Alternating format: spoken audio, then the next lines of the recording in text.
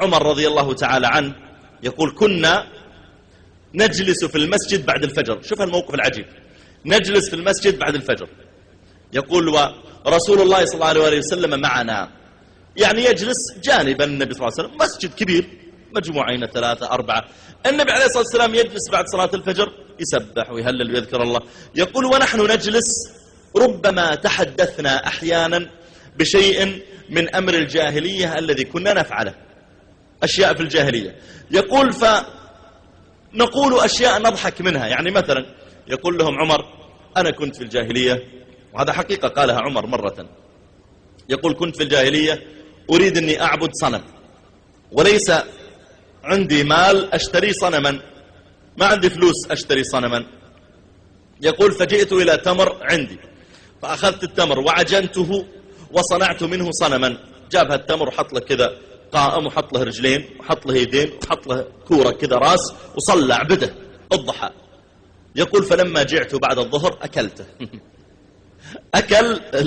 أكل ربه اللي هو عبده الضحى، يقول اغفر لي واشفي مريضي ورد غائبي. لما بعد الظهر أكل ربه. يقول فنضحك. طيب ماذا كان يفعل النبي صلى الله عليه وسلم؟ هل تتوقع أنه كان يلتفت عليهم ويقول تضحكون في المسجد وانتم متجمعين هنا عشان تضحكون في المسجد، اذكر الله بس وسبح وهلل ونطلع؟ هل كان يقول كذا؟ لا. يقول فكان يلتفت إلينا ويتبسم، فرحان أنهم مبسوطين، يلتفت إلينا ويتبسم. يا أخي احنا ديننا دين الفرح، دين السرور. لذلك النبي صلى الله عليه وسلم يقول إن الميت يعذب ببكاء أهله عليه. البكاء الدمع وهذا ماشي، لكن العويل والصياح على الميت حرام، ما يبغاك الدين تحزن. لعن الله النائحة والحالقة والشاقة. النائحة هي التي تصيح بأعلى صوتها إذا مات الميت، أو التي تشق جيبها الشاقة، أو التي تحلق رأسها وشعرها. الدين ما يبغى يكون حالنا مكتئب ولا حالنا حزين ولا اللي يريد السرور والفرح والضحك. لكن مع ذلك كان النبي صلى الله عليه وسلم يمازح أصحابه ويضحك وينكت معهم، يعني وربما يعني استحدث النكات ويعني استحدث المزح معهم صلى الله عليه وسلم، ويمزح مع هذا ويمزح مع هذا. لما رأى عليا صلى الله عليه وسلم وهو في المسجد متكئ نايم والتراب في يده قال قم يا أبا تراب، يعني قم يا أبو تراب، قم يا أبو تراب، قم يا أبا تراب، يلاطف بالكلمة. وكان صلى الله عليه وسلم يمازح أصحابه، وإذا واحد منهم ضاحك كان يضحك عشان يوسع صدره. أضحك ما دام تبغاني أضحك عشانك. خذ مثالا لما عمر رضي الله عنه يقول كنت أنا وجار لي من الأنصار نتناوب النزول إلى المدينة، يعني ساكنين برا المدينة. فيوم الأنصاري ينزل إلى المدينة يصلي مع الناس ويتقضى من السوق وكذا ويرجع، وعمر يكون يحفظ الإبل والبقر ويحفظ الزرع. بكرة عمر ينزل إلى المدينة والأنصاري يجلس يحفظ الأموال. يقول فنزل الأنصاري يوما وأنا جلست أحفظ المتاع فتأخر الأنصاري ما رجع. يقول فلما كان في الليل أنا نمت خلاص، لما كان في الليل فإذا بي أسمع الباب يطرق وقائل يقول أثم عمر أثم عمر أثم، وين عمر وين عمر؟ يقول فخرجت إليه فزعا في نصف الليل. قال الأنصاري حدث بالمدينة اليوم أمر عظيم. قلت ما هو؟ جاء الغساسنة. الغساسنة قوم من نصارى العرب كانوا يسكنون في شمال الجزيرة. يقول كنا نتحدث أنهم سيغزونا. يوم لما قال حدث أمر عظيم قلت أكيد الغساسنة جاءوا وحنا ما استعدينا. قال لا، لكن حدث أمر أعظم وأطم. قلت ما هو؟ قال طلق رسول الله صلى الله عليه وسلم نساءه.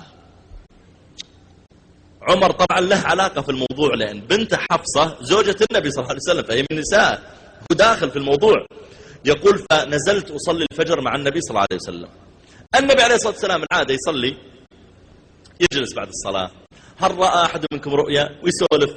المرة هذه صلى وقام وخرج، ما دخل إلى بيوته، دخل إلى غرفة منفردة وجعل عند الباب حارسا، ما يبغى يكلم أحد ولا يقابل أحد. عمر سأل الناس يا ناس إيش اللي حاصل؟ بدأ الناس يبكون يقولون والله ما ندري. قام عمر جاء إلى الحارس استأذن لعمر بدخل. جاء الحارس: يا رسول الله هذا عمر عند الباب، يدخل؟ ما رد عليه. يا رسول الله عمر جاء يدخل ولا؟ ما رد عليه. يا رسول الله عمر، ما رد عليه. واضح النبي صلى الله عليه وسلم ما يريد يقابل أحدا. خرج قال: يا عمر أنا استأذنت 3 ولم يأذن. رجع عمر وجلس في المسجد. إلى متى؟ إلى الظهر نبكي. قام استأذن لي عمر: يا رسول الله هذا عمر، ما رد عليه. رسول الله عمر جاء 2 ما رد عليه. رسول الله عمر عند الباب، يدخل ولا؟ ما رد عليه. خرج الحارس قال: يا أخي استأذنت 3 ولم يأذن، ما يبغى يقابل أحد.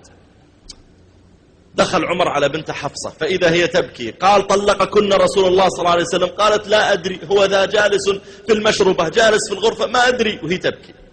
رجع استأذن لعمر.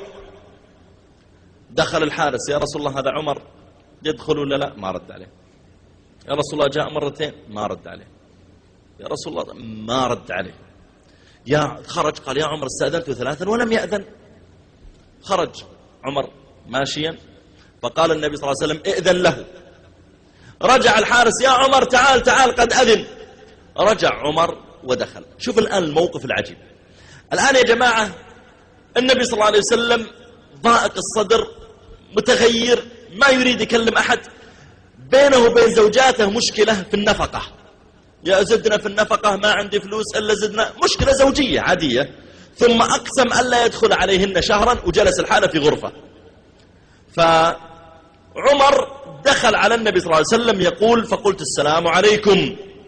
النبي صلى الله عليه وسلم ما رفع رأسه العمر، حتى رفعت رأس ما رفعها، ضايق صدره. يقول: وإذا هو متكئ صلى الله عليه وسلم على حصير وعلى وسادة من جلد حشوها ليف من ليف النخل.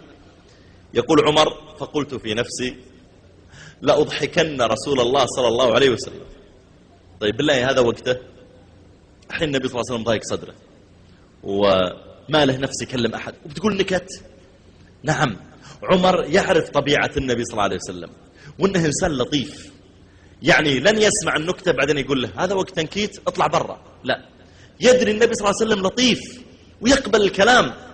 يا أخي أنا أحيانا في القاعة أدرس طلابي، أقول لهم مثلا وأنا أشرح فقه، أقول لهم شباب طيب لو الإمام قام إلى ركعة خامسة ينبغي ينبهه المأمومون، طيب لو قام إلى ركعة خامسة وسادسة وسابعة ولا حد نبهه، واحد من الطلاب مستخف دمه قال شكله ماسك خط.